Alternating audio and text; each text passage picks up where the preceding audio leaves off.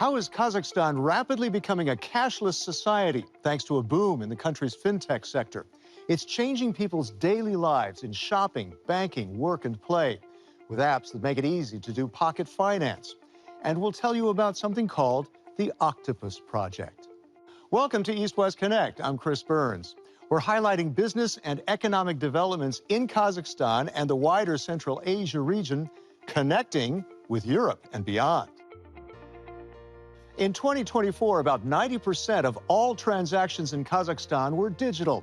That's in part due to the country's youthful, tech-savvy population. We look at how Kazakhstanis can now use their banking apps for a wide range of actions, like accessing digital documents, renewing their driver's licenses, transferring car ownership, registering businesses, paying taxes, registering a marriage, and getting a birth certificate. The government's Digital Kazakhstan program, launched in 2018, is helping fuel that boom that's seen fintech startups multiply from around 50 in 2018 to 200 in 2024. What are some of those companies doing, and who are their users? Well, to find out, we spoke with Magzhan Madiev, CEO of Astana Hub. It's a kind of incubator for startups with a technopark. Maybe the first startup comes to my mind is Zipple AI. This startup originally was born in Tajikistan. So they have very talented founders. When he just came and joined Astana Hub in 2022, it was just a pre-seed stage, just early stage startup.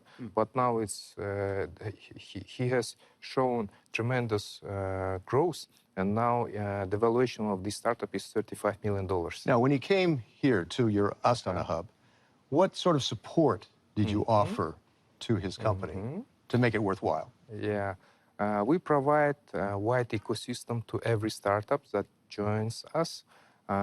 For example, we are exclusive partner of Google for Startups in this region. So Zipple AI joined our acceleration program, and so it was a 3-month training program.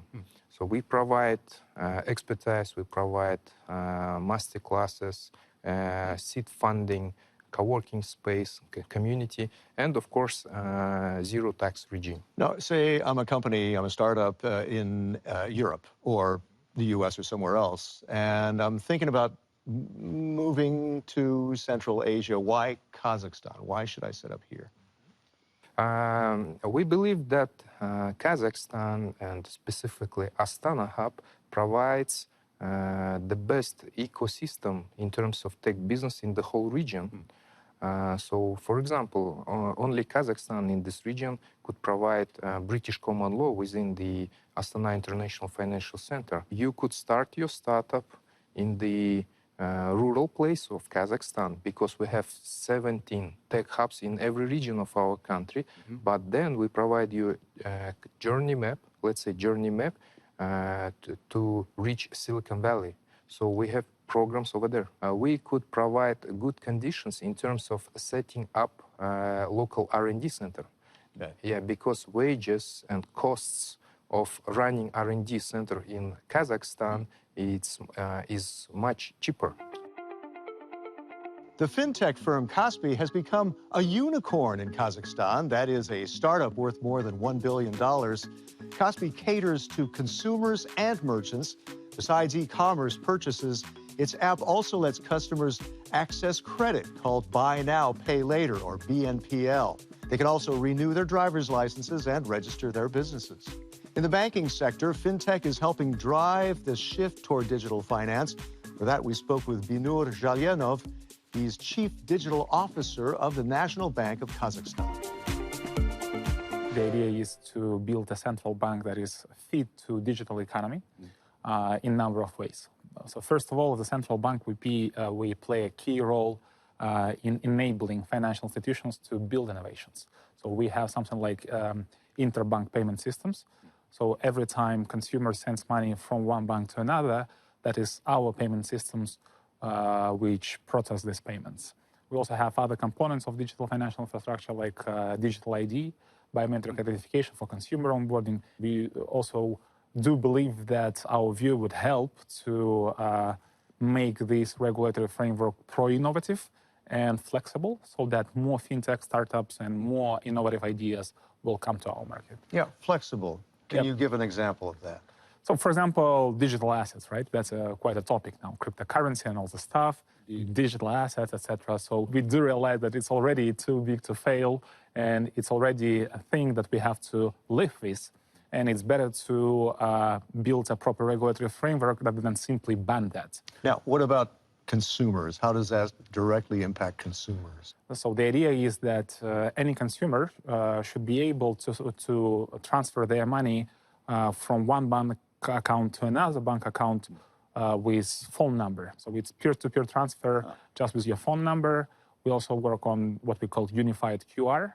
That means that you have application of one bank and you can scan the QR terminal of other bank and conduct your payment. How can this, the digital central bank, help in access to finance for startups who really do need better access to finance? At the very core, the issue of financing is all about risk appetite of a financial institution. And we as a central bank, we are a huge warehouse of different data sources.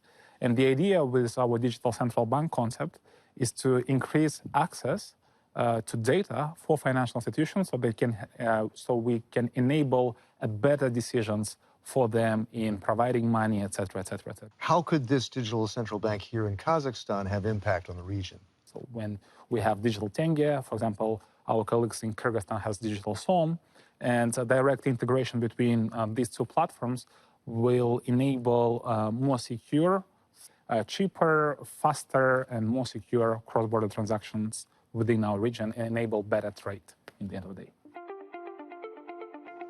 And now the Octopus Project. As Kazakhstan expands its fintech sector, it's also stepping up its efforts to fight cybercrime, financial fraud online.